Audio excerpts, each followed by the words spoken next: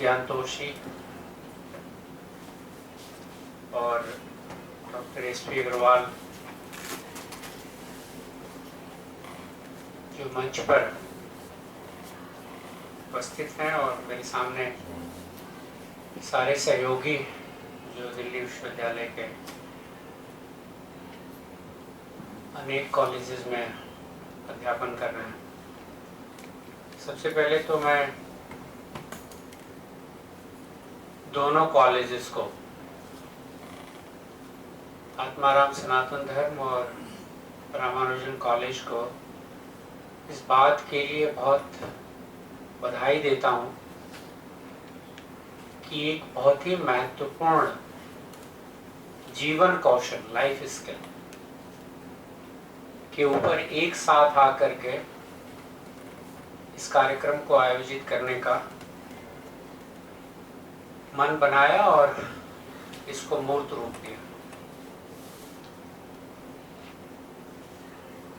ज्ञानतोष जी के साथ बहुत और अग्रवाल जी के साथ, दोनों के साथ एक स्नेह का रिश्ता है जो प्रोफेशनल वर्ल्ड के परे भी जाता है,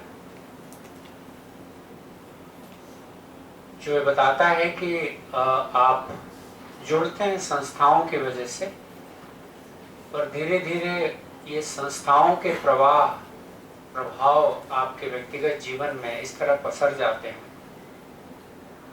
कि वो व्यक्ति की मनोभूमि पर अंकुरित होने लगते हैं। ऐसा ही कुछ हुआ है और इन दोनों कॉलेजेस से जब भी मुझे कोई आदेश प्राप्त होता है कि ये करना है, तो मुझे बहुत, इस आमंत्रण से ही बहुत सुखद अनुभूति होती है। I feel extremely good that I am being called. और आपने सोचा मेरे बारे में कि बुलाना चाहिए। This matter of great privilege for me and I am personally very thankful and grateful to you. इसके पहले ढेर सारा बायोडेटा पढ़ा गया था और उस पर कभी कभी भरोसा करना मुश्किल होता है कि मेरे बारे में ही पढ़ा जा रहा है या किसी और का, क्योंकि कुछ चीजें होती हैं जो वक्त के साथ अपने आप होती रहती हैं, लोग उसको आपके साथ जोड़ के देख लेते हैं और बताते हैं कि ये आपकी उपलब्धि है। पर हम बैठ के सोचते हैं तो लगता है कि इसमें उपलब्धि क्या है, ये तो होता गया और हम चलते गए।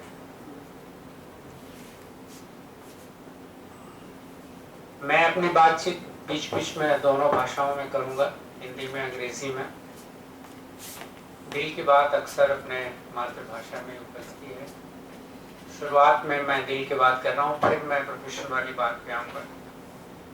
मेरा काम सरल है क्योंकि यहाँ दो प्रैक्टिसें हैं, काउंसलर्स हैं जो बाद में आपको उन रास्तों से ले जाएंगे जिन रास्तों से काउंसलिंग और मेंटरिंग हो जाती है।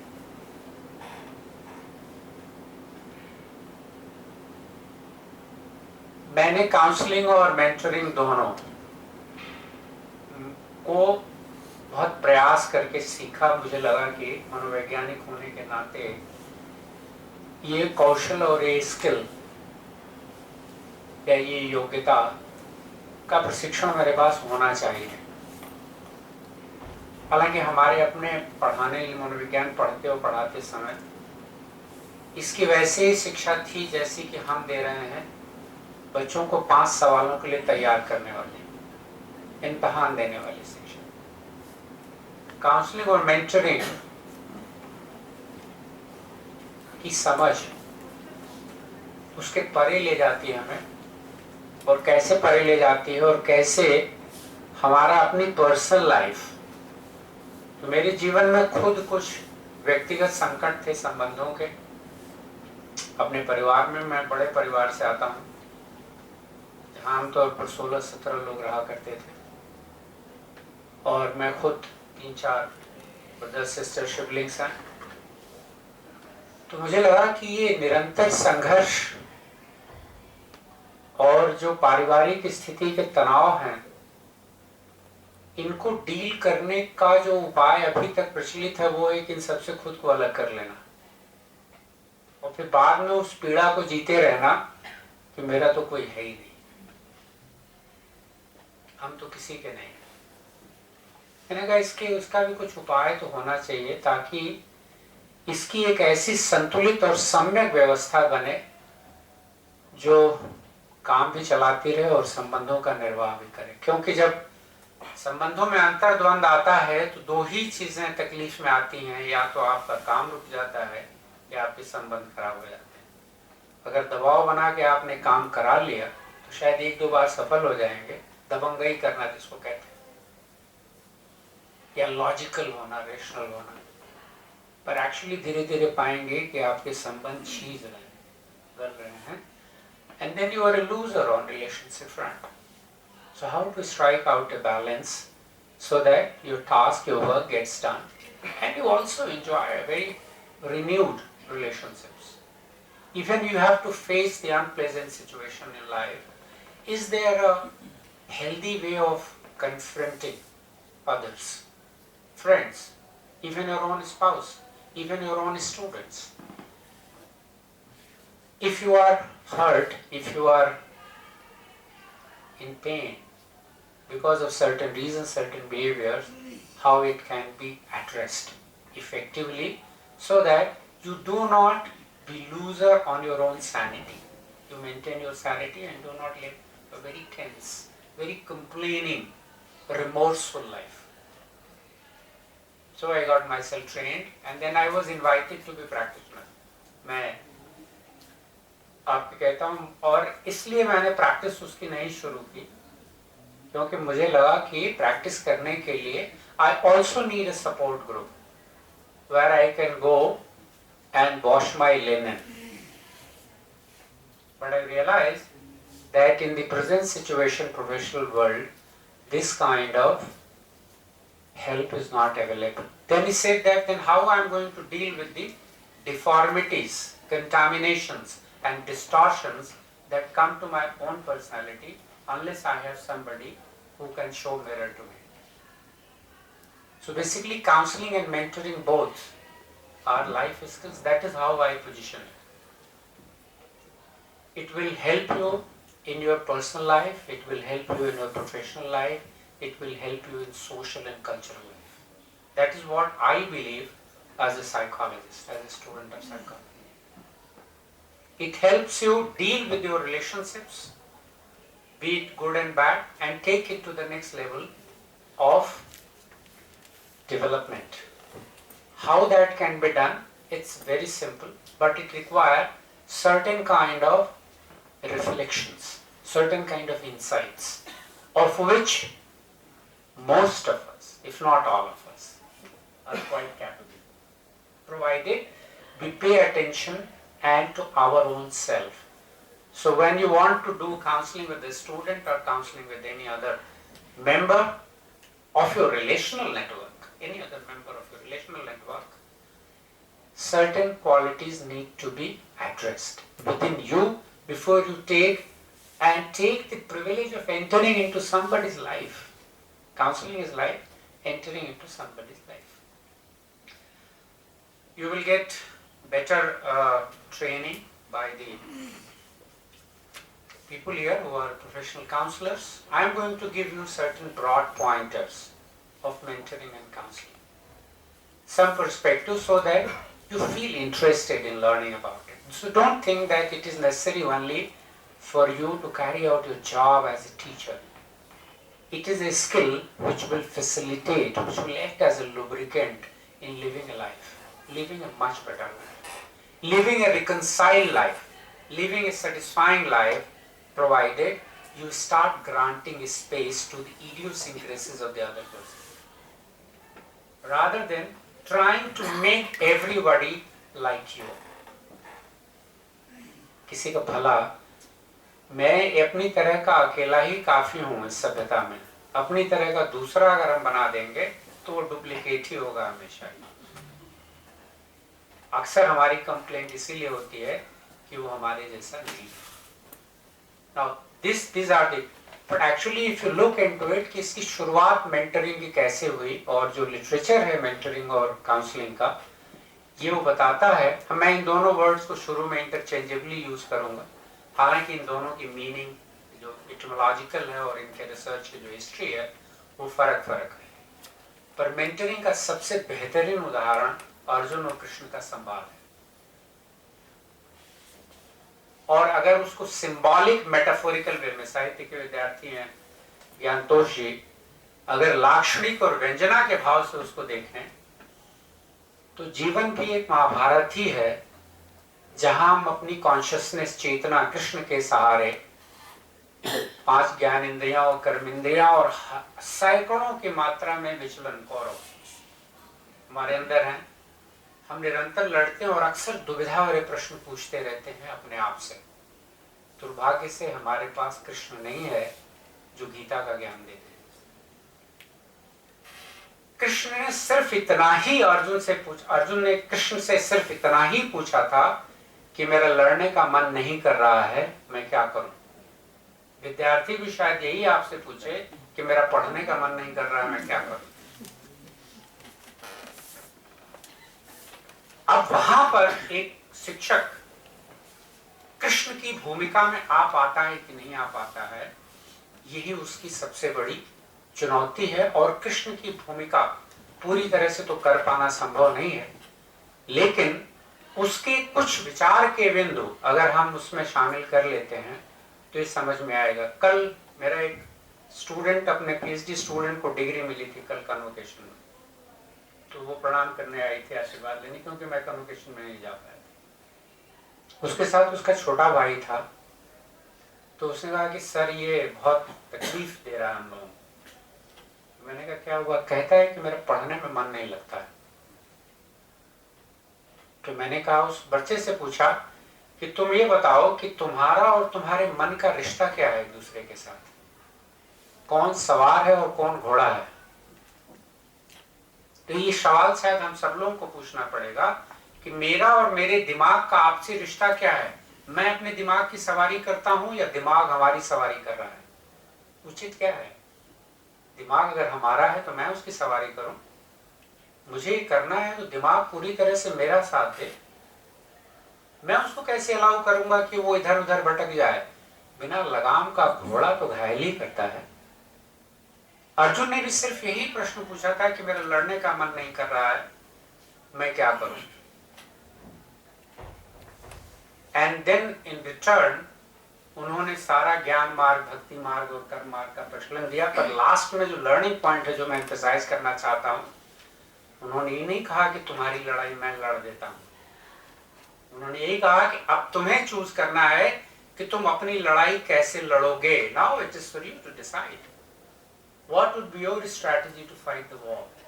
Are you going to fight the war through entering into the realm of knowledge, or you are, और ये देखिए, ये जो 3 भाव गीता में हैं, ज्ञान मार्ग, the knowledge approach, भक्ति मार्ग, the emotional approach, and the action mark, the behavioral approach.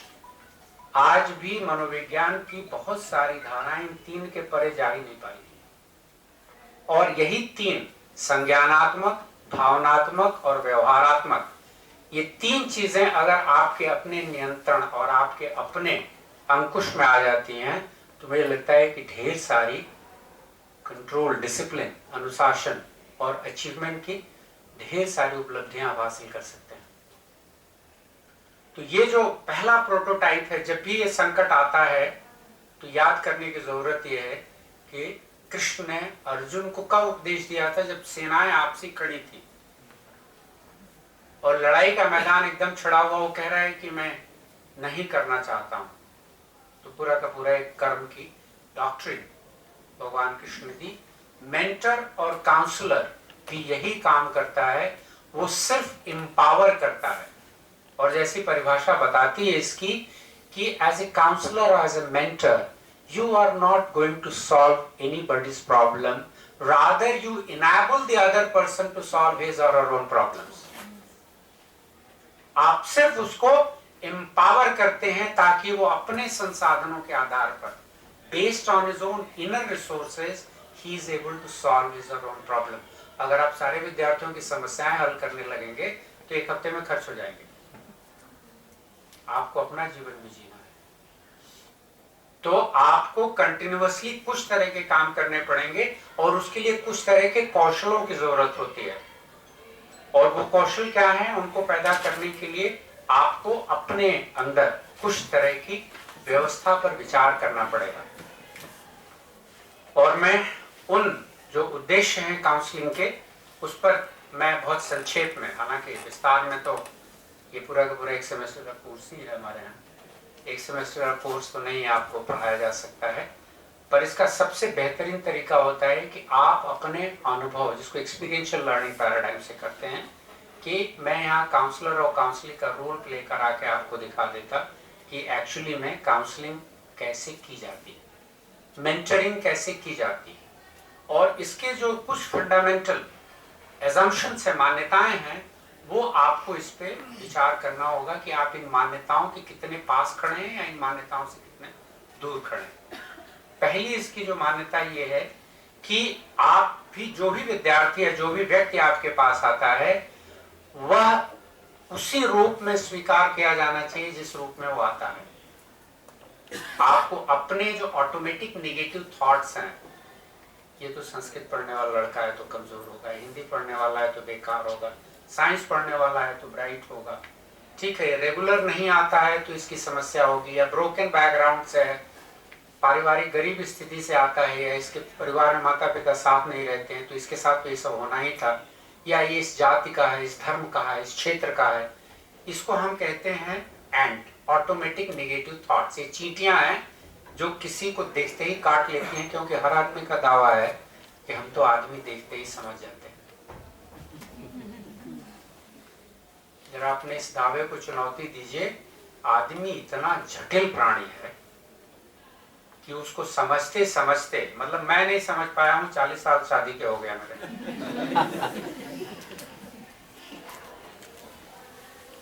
और जो लोग भी इस रेल में है वो जानते हैं कि समझ पाना कितनी बड़ी चुनौती है उसको करने के लिए। तो ये जो ऑटोमेटिक नेगेटिव थॉट्स हैं, इसके बारे में सोचना चाहिए कि मेरे ऐसे सोचने का, this is an issue of mindset. What kind of a mindset do I have? Am I prejudiced? Do I carry my stereotypes? ये ऐसा दिखने वाला व्यक्ति इस तरह का होगा, ये धारणा और अपने ज्ञानी होने का दम्भ, दोनों हम जानते हैं, ये आपको एक सेल्फ फुलफिलिंग प्रोफेसी मिले जाता है। हम जानते हैं और अंत में वही कंफर्म हो जाता है और हम अपने आप को ज्ञानी होने का मोहर लगा के आगे बढ़ जाते हैं। ये सेल्फ फुलफिलिंग प्रोफेसी कहलाती है। हम लोग इसको कहते हैं कि इससे बचिए। दूसरी जो इसकी बड़ी इंपॉर्टेंट मान्यता है कि उसको, ये एडल्ट टू एडल्ट कम्युनिकेशन, ये कम्युनिकेशन एक प्रौढ़ व्यक्ति का दूसरे प्रौढ़ व्यक्ति से है।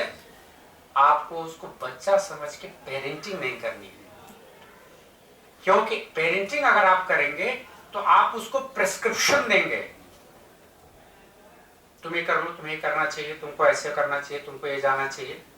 आप उसकी रियलिटी को जानते हैं कितना है, और आपके करने से करके अगर वो सफल भी हो गया तो बार बार आपके पास लौटेगा कि अब यहाँ फंसा हो, अब यहाँ बताइए, अब यहाँ फंसा हो, यहाँ बताइए।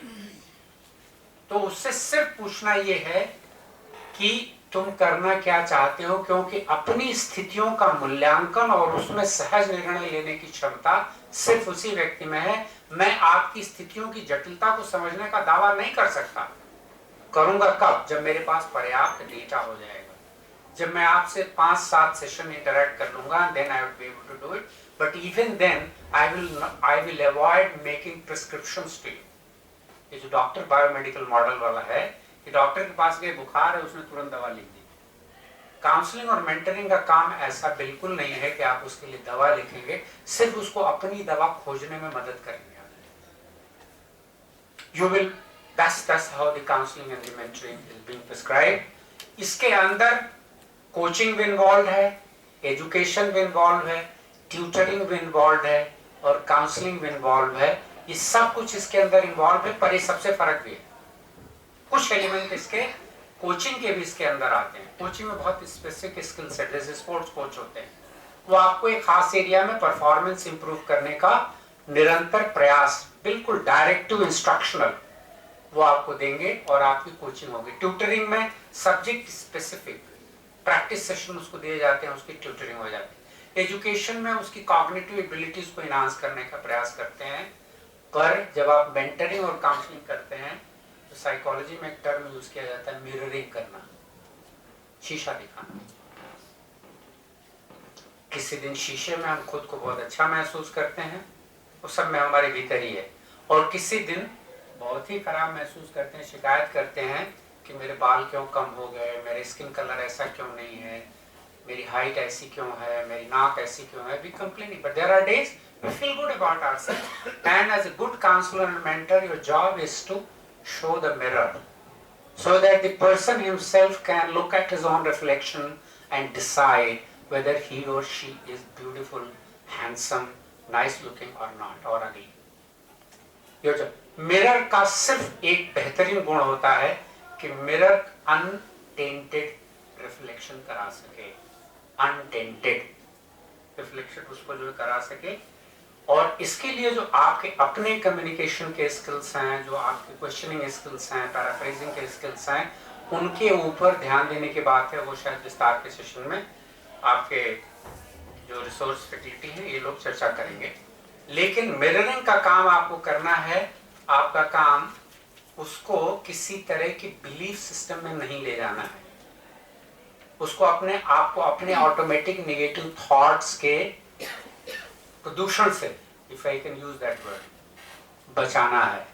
Allow him to do that. ये आप तभी कर सकते हैं जब आप उसकी एक स्वतंत्र व्यक्ति की सत्ता स्वीकार करें कि he is an grown up adult, he is capable of running or she is capable of running his or her life, and your job is to facilitate, your job is to play the catalyst in improving his own understanding about his own life.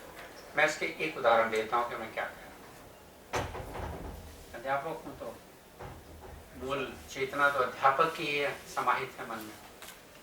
Many people come to us कि there are several other factors responsible.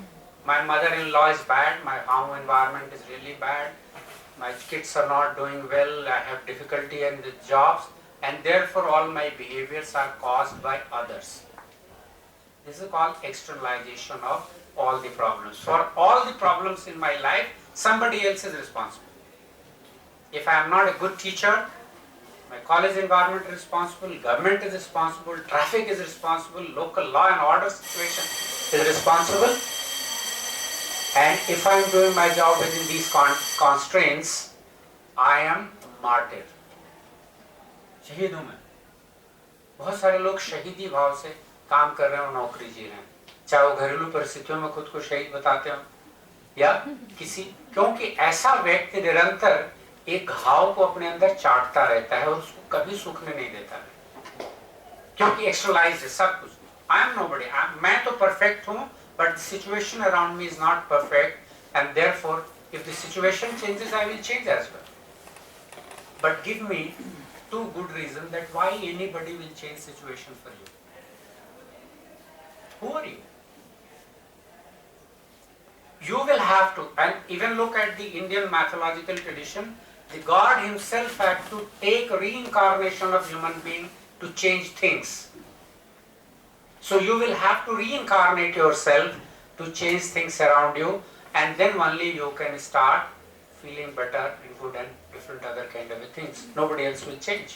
तो ये जो externalization है problem का कि somebody else is responsible, so this will act as a serious impediment in bringing change in you, and therefore it is time that if it is my life who is getting affected, what is that within my own game that I can change? And don't think that this is something which I am telling you as a matter of sermon, as a matter of prescription. No.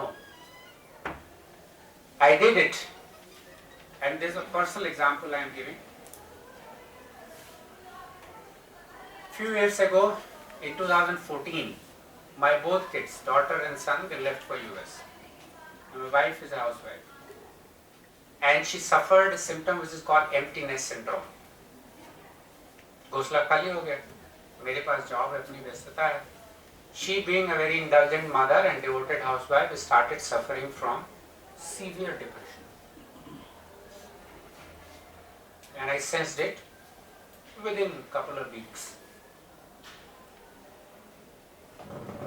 And then started doing all those kinds of things कि तुम walk करो, प्राणायाम करो, योगा करो, ये करो, वो करो. I am finding again double fault with the victim. A person who has been victimized by the circumstances, I myself started finding fault with her and very quickly realizing that I am playing a double victimization game. It's time to change myself. It is time to change my own approach of looking at the problem, to do that. And therefore, I started consulting. Now, psychologist going to a psychiatrist, so I have many friends because my students go and practice with them. So I know most of the celebrated psychiatrists, they are good friends mine. So I talked to one of them. And he said, then he started taking history, the way they do it, history of relationships and other kind of things. And he said, you will have to talk to me as well because I am a keen observer of many kinds of things. And whatever, so you can introduce certain kind of antidepressants, but tell me what kind of antidepressants you are referring to, because each one has certain kind of a side effect and it can bring about certain kind of personality transfer. So I used to discuss the nature of medicine, nature of disease, symptoms and different other kinds of things, and then change myself from not victimizing to supporting her, whatever she is doing. It's okay. Not feeling good, it's okay, don't problem. Why I was victimizing? Because it was a more of my problem, because my life routine was getting disturbed. So I was complaining about my own difficulties rather than helping. And this only came because I was practicing, trained to be self-reflective. How can I reflect? Then I decided that what is there for me into this? And then I entered into the area of mental health. And feel good that I had 3 publications with those psychiatrists and 3 more are in the pipeline based on this, it's a whole mental health area. And at the same time, this Ram Rahim episode took place. And I realized that how many people are flocking to these Babas and they are providing necessary amount of emotional and cultural support to them. It shows that society is suffering severely from the mental health issues, and they are not like disease where the symptoms are so blatantly noticeable, but they in a way need a kind of help. So this is the one very major chunk of the population which is suffering from mental health issues, and if we can provide certain services within mental health, this will do a good service to the people, and people can be enabled to live a normal, productive and sensible life with certain amount of satisfaction, whatever they do. At least optimum level of satisfaction, if not a perfect satisfaction of being in samadhi. Optimal satisfaction, it's okay. So optimal satisfaction where you are able to deal and negotiate with your frustrations. Don't think that we don't suffer from the frustrations, but we know how to negotiate and deal with it in a healthy and productive way. That's the kind of a thing I was talking about. And this comes when you actually enter into coaching and mentoring, dealing with your relationships, dealing with your environment, dealing with your social context and setup. For this, few kinds of skills need to be taken. What will accrue to you? And I'm just trying to motivate you. You will have to first learn to empathize. You know the difference between sympathy and empathy? Hindi में बहुत सुंदर शब्द है इसके लिए, याद होगी, समानुभूति और सहानुभूति. सहानुभूति में आप अपने आप को ऊपर रख करके विचार, ये सहानुभूति है. और समानुभूति में आप उसके अनुभवों के साथ अपने आप को भावनात्मक रूप से खड़ा पाते हैं पर अप्रभावित रहते हैं. एम्पैथी. और इसका सबसे बढ़िया उदाहरण है जो कहानी के माध्यम से मैं अक्सर स्टूडेंट्स को बताता हूँ, आपको बताने की जरूरत नहीं है. उसी के समान, उसकी भावनात्मक सतह के बराबर खड़े होकर के हम महसूस कर सकते हैं कि वो कैसा उसको लग रहा होगा, उसकी पीड़ा किस तरह की होगी। और जब आप किसी के साथ एम्पैथाइज कर पाते हैं, उसकी पीड़ा के साथ खड़े हो पाते हैं, तो आप उसके साथ ट्रस्ट बिल्ड करते हैं। फिर वो अपने आप को आपके साथ बांटने में, अपने आप को बांटने जा रहा है। और ऐसा मत सोचिए कि पहले दूसरे सेशन में वो अपने आप को पूरी तरह से बांट लेगा। उसको समय चाहिए, क्योंकि वो ट्रस्ट टटोल के देखेगा कि ट्रस्ट वर्दी है कि नहीं है। उसका आत्मविश्वास, self confidence, the ability to trust anybody, it doesn't come naturally, because entering into the realm of a trust is like taking a risk. Trust किसी को करना रिस्क लेना होता है, क्योंकि हमेशा ये डेंजर रहता है कि I might be hurt, I might be betrayed. So how can I trust anybody? Cycle चलाया, बचपन में सबने चलाया होगा, पर जो साइकिल चलाते समय चोट लगने से डर गया, और कोई ऐसा नहीं होगा जिसको चोट नहीं लगी हो। जो डर गया उस चोट से, उसने साइकिल कभी सीखी नहीं। ट्रस्ट करना भी वही चोट लगने का डर रहता है। सो हम बहुत so you will have to enter into what we refer as the calculated trust. And there are two very critical dimensions which are very important for trusting people. One, it is much easy to trust a competent person. अगर उस आदमी को अपना काम आता है अच्छे से, तो उस पर भरोसा करना आसान होता है। और दूसरा, उसकी इंटीग्रिटी आपके सामने क्वेश्चनेबल ना हो। और तीसरा, कंसिस्टेंसी इन परफॉर्मेंस।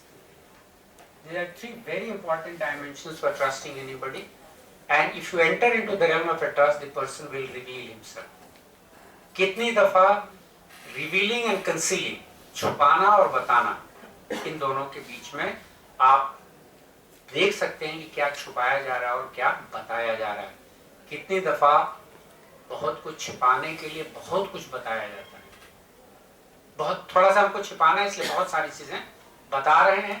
ये सारी की सारी डायनामिक्स जब आप काउंसलिंग और मेंटरिंग स्किल सीखते हैं, तो आपके सामने उसकी जो गुत्थियां और परतें हैं वो एक एक करके खुलने लगती हैं।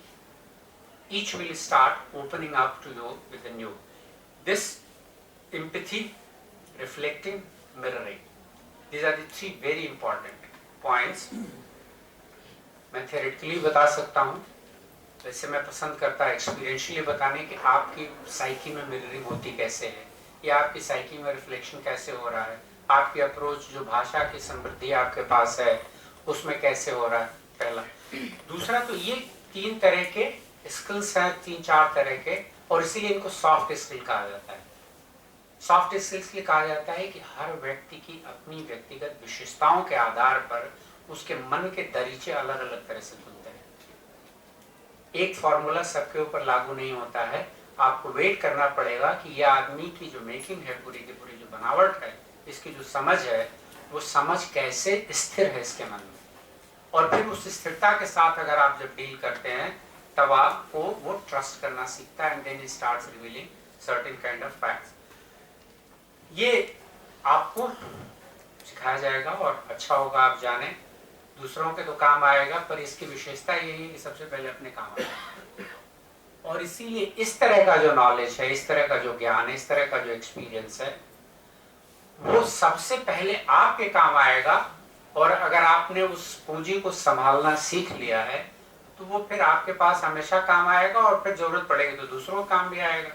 तो वो धन तो सबसे अच्छा है ना, जो हमारे काम पहले आए और दूसरों के काम बाद में आए।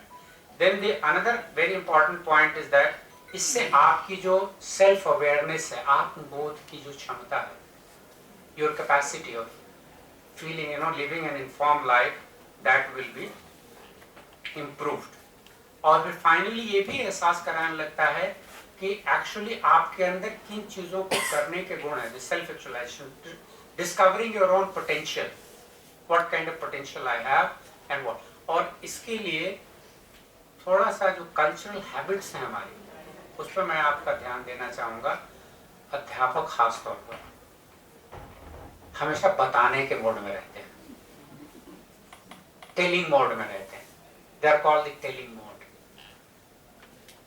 जैसे इसका उदाहरण आप आमतौर डे टू डे की भाषा में सीख सकते हैं। ये कहना ज्ञानतोष जी कि तुम समझे नहीं, घर पर हमें भी कहा जाता है आप समझते नहीं हैं।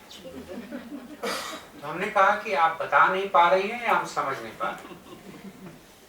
तो अगर हम ओनरशिप उसकी लेते हैं, ये कहने के बजाय कि आप समझे नहीं, आप ये भी तो कह सकते हैं कि शायद मैं बता नहीं पा रहा हूं। कौन सा बेहतर एक्सप्रेशन है कम्युनिकेशन? यही छोटी छोटी सेंसिटिविटी आपको रिश्तों को रिफाइन करने में मदद करती है। अब जब बेटा मुझसे कहता है कि आप समझे नहीं, तो मैं कहता हूं कि अच्छा समझा मेरे को आप, फिर वहां समझने समझाने के अलावा सब काम होगा। So move from telling more to asking more, and teachers suffer from the major mindset of telling as if I know, I have seen more life, I have read more, I have consulted more, I am more experienced. So they all become our liabilities. ज्ञान हमारी सबसे बड़ी liability है, इस बात को आप ध्यान में रखिएगा। क्योंकि जब भी ज्ञान कुछ तरह के रिश्तों में बहुत गुलाचे मारने लगता है, वहां रिश्ते बहुत गड़बड़ भी होने लगते हैं। How can I? So let knowledge be my asset rather than its liability. Let it not interfere in building healthy and good relationships within that.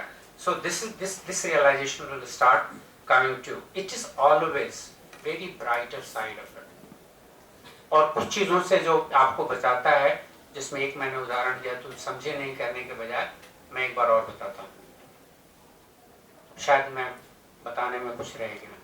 Take the ownership आपके पास। जैसे स्टूडेंट्स कहते हैं ना क्लास में कि सर ये Agarwal sir की class है, झा सर की क्लास है, या ये अरोड़ा सर की क्लास है। सिर्फ ओनरशिप शुरू के सेमेस्टर में हम ट्रांसफर करते हैं। मैंने कहा बच्चे तुम्हारी क्लास है, मेरे साथ है, पर क्लास तुम्हारी है, क्योंकि मेरी क्लास तो 50 मिनट की है, पर ये तुम्हारी क्लास 5 घंटे की है। So there is a greater sense of ownership. So first semester I just try to shift. This is my class with you, this is my class with X, this is my class with Y, this is my class with Z. How can it be my class? मेरी class तो पिछले 40 साल से चल रही है, 43वां साल है पढ़ाने का।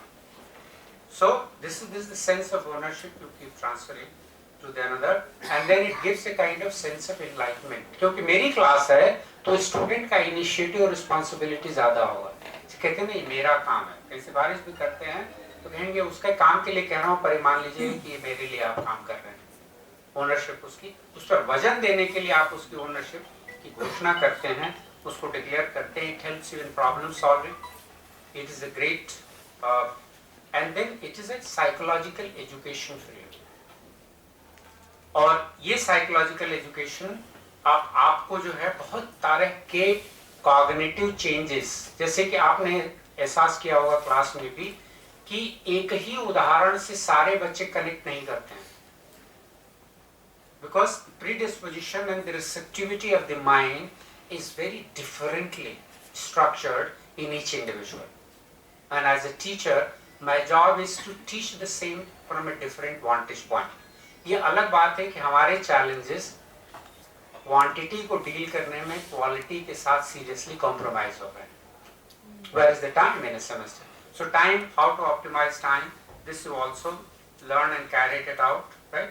It brings about very systematic change, many changes that, so you move, जो सबसे इसका fundamental aspect है कि teachers particularly if they are trying to be counselor, they must learn to listen.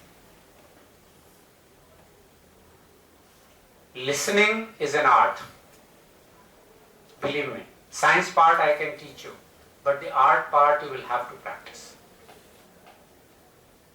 Listening के 95% of the population suffers from listening defects.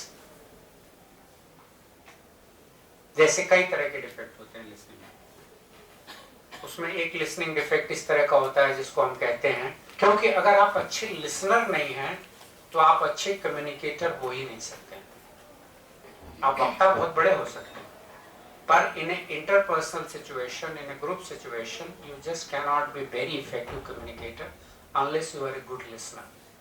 Listening में जैसे कि वो सब तो ठीक था, पर तुमने ये क्यों कहा, दिस वी कॉल एम्बुशिंग।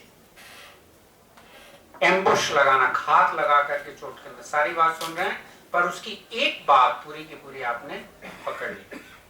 और लिसनिंग करते समय the role of body language is very important, क्योंकि सिर्फ 37% कम्युनिकेशन शब्दों के माध्यम से होता है इंटरपर्सनल सिचुएशन में, और 67%, 63 से 67% कम्युनिकेशन आपकी बॉडी लैंग्वेज से आता है, जिसमें पैरा लैंग्वेज इसको कहते हैं।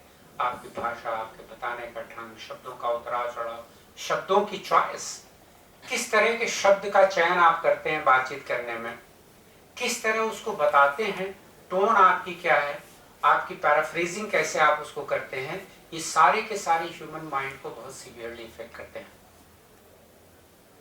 और इसीलिए, और हर आदमी में सेंसिटिविटी होती है, इसीलिए तो आप भी कहते हैं कह तो रहा था पर हमें भरोसा नहीं है, कह तो रहा था कर देंगे पर हमें भरोसा नहीं है।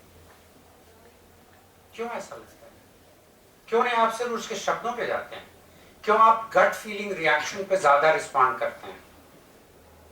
इसलिए कि पूरी की पूरी जो कहने की उसकी शैली थी, स्टाइल थी, कहने का जो तरीका था, उस तरीके में वो प्रामाणिकता नहीं थी, वो ऑथेंटिसिटी नहीं थी, वो अपील नहीं थी जो अपील होनी चाहिए थी, ताकि हम पूरी तरह से कन्विंस हो जाते। कम्युनिकेट करना, लिसनिंग, तो एम्बुशिंग, बहुत सारे लोग, इंसुलेटेड लिसनिंग, सिर्फ काम के बात सुनना है, insulated listening, when you enter into the counselling and the mentoring realm, आप इंसुलेटेड वायर्स होते हैं ना, जिसमें कुछ खास तरह की बिजली प्रवाहित हो सकती है। तो ऐसे हम लोग कुछ लोग over a period of time as a self protecting, self preserving device insulated listening करने लगते हैं। वो सब कुछ सुन, ये वाला सुना था मैंने कैसे क्या, because what is important in listening, you should always focus on the big picture, you should always see the person behind the communication, what kind of a person he is, what he is trying to communicate. We all are blessed with the ability of identifying, examining, understanding the quality of that person, and you can do so by listening. मैं case study बता देता हूँ कि listening की वजह से जब पहला एक खाड़ी का युद्ध हुआ था, जब बुश के पिताजी अमेरिका के प्रेसिडेंट थे, और जब ईरान ने कब्जा कर लिया था, केस स्टडी बहुत मशहूर हुई मनोवैज्ञानिकों के बीच में, तो उन्होंने एक कुवैत पर कब्जा कर लिया था इराक ने, और अमेरिका इनके बीच में समझौता कर रहा था क्योंकि झगड़ा तेल का था। तो अमेरिका से एक डेलीगेशन आया अमेरिकन का सद्दाम हुसैन के साथ नेगोशिएट करने, और सद्दाम हुसैन के डेलीगेट्स उसके सामने में बैठे, उसमें इराक की तरफ से 2 बिहेवियरल साइंटिस्ट, साइकोलॉजिस्ट भी बैठे हुए, और अमेरिकन लगातार ये कहते रहे कि if you withdraw your troops we will not invade, we will not go into war। और जब मीटिंग खत्म हुई तो उन दोनों एनालिस्ट ने सद्दाम हुसैन को बताया, no matter what you do, we are going to be attack, so get ready. और सबको इस बात का प्रमाण मालूम है कि उस युद्ध में इराक का बहुत कुछ बिगड़ा नहीं था, क्योंकि उसकी तैयारी, उसकी सेनाएं सारी की सारी बंकर में थी, and they were able to mobilize, they were not caught unguarded. So if you are listening, you can always focus on the big picture. Many paralanguage linguistic experts also analyze. I also help students learn and sensitize. So I have recorded speeches of great leaders, which I don't want to tell them, and say what they are communicating, what meaning you are getting. So I do exercise with them that how to, and the students simply like and love this kind of, like I have Atal Bihari Vajpayee, Modi's speech, Barack Obama, Nixon, even the great, I have a great dream of Martin Luther King. All those speeches recorded, I have those collection of speeches. I use films to teach them and different, so sensitize them to these skill orientations, and it suddenly changes your perspective, your way of looking at certain things which we have often overlooked. We don't pay much detailed attention to it because mind tells that this is not important, and we have not learned to question our own mind. We believe that mind always tells me the truth. Do you actually believe this? Or mind can play games with you. Mind at times play game with you. So decoding and deciphering this game the mind is playing with you, that is something that you get sensitized to these issues to take it forward. I know I'm going overboard, running out of time. So I will quickly summarize that what are the when you are actually doing the mentoring and counseling. In order for mentoring, these are the elements which you will leverage when you are doing the mentoring. In doing the mentoring with the students, what is more important is that you 90% of the time you focus on their personal development arena. If they are coming to solve their academic problems, you can always help them decode and decipher what kind of personal issues and personal problems they have. So mostly mentoring is focused on ensuring and facilitating personal development of your students. This is the very important. Treat each student as an adult capable of solving his or their problems, and your job is to only. Many student, PhD student come to me and say, sir किस topic पर research करना है बता दीजिए. तो मैंने कहा भाई मुझे दोबारा PhD नहीं करनी है, टॉपिक भी तुम्हारा होगा, रिसर्च कर, मेरी कुछ लिमिटेड एरिया ऑफ अंडरस्टैंडिंग और एक्सपर्टीज है, उस एरिया में तुम करते हो तो बहुत अच्छा है. अगर तुम नहीं करते हो तो तुम्हें समय देना पड़ेगा कि मैं वो एरिया एक्वायर करूँ एज एन एक्सपर्ट. इसीलिए ढेर सारी स्टूडेंट के दबाव में मुझे नई एरिया ऑफ एक्सपर्टीज एक्वायर करनी पड़ती है, because I wanted to play the mentor with them both academically and personally. And you say that unless you experience that, so many of them feel that working with him is a slightly strenuous and painful process, and I would very happy if a student who is not willing to take the pain of personal transformation doesn't come to me. I'm more than happy. In fact, 2-3 ने कहा कि sir हम supervisor बदल लें. हमने कहा immediately take my recommendation, because I am suffering from this sense of mystery, right? So that will be very good, but I don't want to give this sense of hurt to you by saying that please find another supervisor. So these are the mentoring kind of a thing that you have. You can do it, right? You have to see it that whether a student is playing game with you or not. Many students play games, and games are not in that dirty sense of the term game. They are the psychological games about which Eric Berne has talked in greater detail. I am okay or not okay, kind of a game. So they will say मेरे साथ ही गड़बड़ है, मेरे साथ ही गड़बड़ है, मेरे साथ ही गड़बड़ है. आपके साथ तो सब कुछ ठीक है, तो आप मेरी मदद करिए. बहुत सारे लोग घरों में भी गेम खेलते हैं. ये तो हमसे हो नहीं सकता, तो आप करा दीजिए. या I am okay, you are not okay. आपके साथ 10 तरह की कमियां निकाल देंगे और फिर I am okay, and this is also another kind of game. If you want to read more about it, you can read. There's a book by Harris. I am okay or not okay. I am okay, and the best position is that you are okay. I am okay. If you have a problem, I too have a problem. So let's talk the common and the shared ground on which both can come, negotiate, understand each other's problems, and can solve it so that both of us act as an independent, respectable, and mutually interdependent people in relationships. So that you can decode and decipher, and therefore it's very important. What is the nature of questioning that you do when you are entering into them? It is few things that you present. Generally in a Rogerian paradigm of a counseling, there is a different paradigms in psychology, and I have deliberately avoided the theoretical part. You generally focus on the present, not on the past. Then and there what has happened, there is nothing much you can do about the past. So let's focus on here, the present. And the best phrase according to the institutional thinkers, here and now. क्योंकि ये belief है कि अभी जो कुछ प्रकट हो रहा है उसमें आपका अतीत भी झलक रहा है और आपके भविष्य की चिंता भी परावर्तित हो रही है. So your present is reflecting your past as well as future, and therefore we will focus on the future, and you should always be data driven. Data जो कुछ भी वहां पर इमर्ज कर रहा है बातचीत का, उसी डेटा के बेसिस पर आप काम करेंगे. अगर आप कयास लगा रहे हैं, if you are making conjectures, if you are making assumptions, or if you are drawing analogies, always substitute it with the data. I heard you saying, and this is the phrase called the paraphrasing. उसी की बात को कहना. सुनने का क्या प्रमाण आप देते हैं? सुनने का प्रमाण यही देते हैं जब आप उसकी बात को पूरा का पूरा अपने शब्दों में दोहरा लेते हैं. मैंने तुमको ऐसा कहते हुए सुना, ये ठीक है, कंफर्म हो गया कि आप दोनों एक ही प्लेन पर खड़े हैं। आपकी जो भी समझ बन रही है उसकी बात सुन करके उस समझ को अपने क्लाइंट के साथ चेक करना, I heard you saying this, rather than you said this, you said. First, this is called the paraphrasing. Paraphrasing is different from parroting. तोता रटन नहीं तो उसकी बात को आप दोहरा दी, वो इरिटेटिंग होगा। उसने जो बात कही है उसकी बात को अपने शब्दों में कह पाना, उसको आपका ट्रस्ट विन करने में आसानी होगी। ये आदमी सुनता, उस सुनने वाले आदमी को पहली नजर में पसंद किया जाता है। जो सुनता ही नहीं है, you will have a difficulty relating with that person. So you will have to give evidence or list.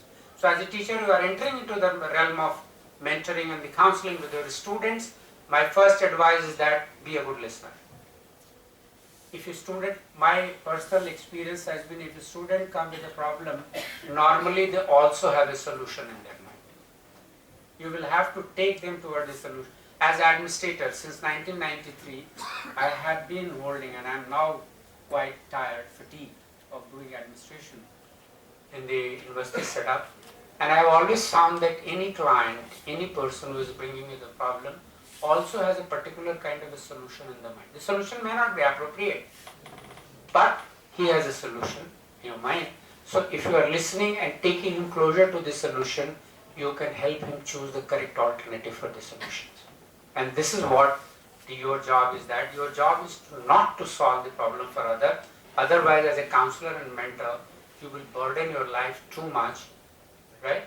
And then as a process, I think monthly or 6 weekly, coming together, sharing of the experiences of these counselors can be organized by institution over a cup of tea, where we actually deal and discuss. So we start creating a resource group within the organization, so that their point may come when doing the counseling where you don't know how to make a way out.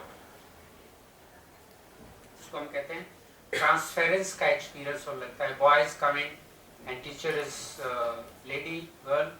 The moment you sense कि he's feeling, different kind of a sexual orientation others, it is time to stop and refer it to another male counselor.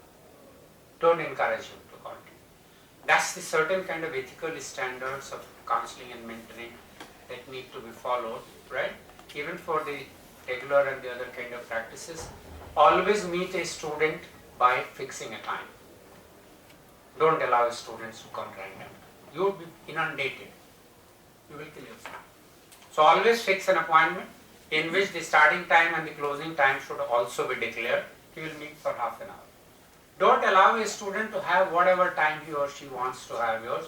You won't be able to handle that. You will suffer the burnout. अभी 52 साल की उम्र में Pennsylvania university के जो services का counsellor है, psychologist ने सुसाइड कर लिया 5 दिन पहले की बात है। क्योंकि बहुत सारे लोगों की पैथोलॉजीज, साइकोलॉजिकल वर्ल्ड की पैथोलॉजीज आपके पास आ रही हैं, तो आपको अपने आप को उन पैथोलॉजीज से, उन समस्याओं से, अपनी क्या कम है कि उन समस्याओं से अपने आप को थोड़ा सा इम्यून रखने के लिए जरूरी है कि आपके पास एक सपोर्ट ग्रुप हो। आप 4 से 5 लोगों का एक छोटा सा ग्रुप बना ले, जिसमें एक जनरली आधे घंटे 1 घंटे के लिए जनरली स्टूडेंट की प्रॉब्लम है कि हाँ मुझे समझ में नहीं आ रहा है कि कैसे ब्रेक थ्रू करें, and you should have always a kind of A supervise before you actually start doing the counselling seriously. हालांकि काउंसलिंग टर्म मिसयूज्ड है, सभी जगह यूज़ किया जा रहा है, एडमिशन के प्रोसेस में भी काउंसलिंग यूज़ की जाती है, यहाँ भी की जाती है, but I am not using the term in that way. I am using only which has a very specific psychological connotations to do that. So at the end of this orientation to you, whether I don't know whether I have been able to deliver the keynotes. Keynotes generally symbolize that you play the keynote in the seminar and rest of the music, right, must be using these keynotes. That's the fundamental notes on the counseling that I have given. Certain qualities and characteristics of the counselor, certain qualities and characteristics of the process, certain things that need to be done as a guideline, certain rules and regulations, and if you learn and follow it with the help of somebody, don't declare yourself counselor. That's the one warning I'll give, because you have attended 1 week session. I think they would be able to provide you helping hand, right, when you can go and actually reflect with them together. This is what I've been experiencing, and this is why I feel helpful. This is again, I congratulate the college for having thought, and I think I've been coming to RSD college, and this is the first time I'm feeling that all terminologies are psychologically loaded. इसके पहले मैं ज़्यादातर science के सेमिनारों में आया हूँ, पर ये सेमिनार ऐसा है जो मेरे दिल के करीब भी है, मेरे विषय के करीब भी है, एक मेरे प्रोफेशन के करीब भी है. So I feel good, and in fact I had proposed that this should be taught as a core course to all colleges. I remember I have been pleading, arguing, this is a life skill, all of us need it.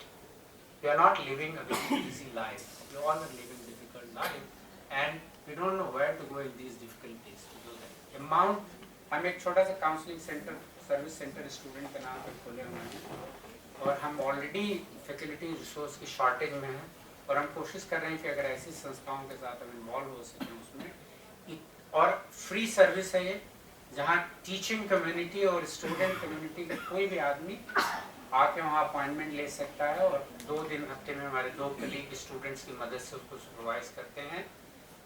और इतनी ज़्यादा demand है उसकी.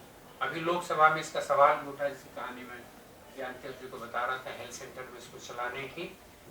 जैसे जैसे जो modern time का challenge बढ़ेगा, वैसे वैसे हम व्यक्तिवादिता, इंडिविजुअलिटी भी बढ़ती है, और हम डिस्कवर करने लगते हैं कि अब हमारे लिए इनसे रिलेट करना मुश्किल है, उनसे रिलेट करना मुश्किल है, इनसे कहना मुश्किल है. उतना ही ज़्यादा अकेलापन भी बढ़ रहा है. और अकेलापन, loneliness, the experience, it is not the blissful solitude, it is the painful loneliness that we all are suffering. इसीलिए शायद ये फ्रेज सबके बारे में कहा जा सकता है कि आप आदमी तो बहुत अच्छे हैं, पर एक तकलीफ आपको हमेशा रहेगी कि आपको ठीक ठीक समझने वाले लोग बहुत कम हैं. हम सभी सफ़र करते हैं इससे कि हमें ठीक समझा नहीं जाता है. इस सफरिंग को मिनिमाइज करने के लिए, कम करने के लिए, और जो शैलो लाइफ हम लोग लिव कर रहे हैं इंटरनेट के ज़माने में, बहुत अच्छी सुंदर पुस्तक आई है, आप पढ़ सकते हैं. कार्ल न्यूपोर्ट की किताब है डीप वर्क, और उसने बताया कि कैसे वर्चुअल रियलिटी से लगातार हमारा मिलना ये डिसाइड करता है. फ़ोन आ गया, मुझे उठाना है, भले ही मैं यहाँ आपको एड्रेस करने का बड़ा इंपॉर्टेंट काम कर रहा हूँ, तुरंत मेल बॉक्स में मेरे पास यूनिवर्सिटी से 4 मेल आ जाएगी, क्या जेड मुझे क्या क्या करना है, आपके पास भी मैसेज आ जाएगा, फोन आ जाएगा, and then you are distracted. So we are feeling fatigue and tiring life of being busy without sensible business, and therefore we have a very shallow existence. बहुत सतही जीवन हो गया है, क्योंकि हम अपने थर्ड डायमेंशन डेप्थ में जाने का कोई उपाय ही नहीं हमें दिख रहा है. हम सुबह उठते हैं और फ़ोन पे बिजी हो जाते हैं, इंटरनेट पे बिजी हो जाते हैं, टेलीविज़न पे बिजी हो जाते हैं, और शाम तक थके होते हैं. तो अगर अपने स्वास्थ्य की रक्षा आपको करनी है, and if you want to feel good about yourself, make minimum use of these social media channels, because they thrive on negative news, most of it. और अपने बारे में अगर आप अच्छा महसूस करना चाहते हैं, थोड़ा इनसे बच के रहिए, कम से कम इस्तेमाल करिए. बच के रहना तो मुश्किल है, कम से कम इस्तेमाल करिए. Life will have much existence. This is not my theory, this is the theory proposed by researchers. I wish I would have time to tell you what kind of theory they are proposing, but it is seriously effective. And by 2025, WHO has published its report. Depression and loneliness is going to be the biggest killer than cancer and heart attack and diabetes by 2025. Therefore, we need more mental health professionals. अभी हम मुश्किल से हिंदुस्तान में 700 या 800 mental health professionals निकालते हैं, जबकि हमें हर साल ज़रूरत है 8000 की. There are not many institutes, there are not many. ये जो इन पास, इबहास, रिन पास, बैंगलोर, काके, रांची, ये सब में है, मुश्किल से 700 निकालते हैं MPhil PhD, where we need much more personal counselors to deal with the problem in order to live and live. Thank you very much, and I'm very thankful to the college for the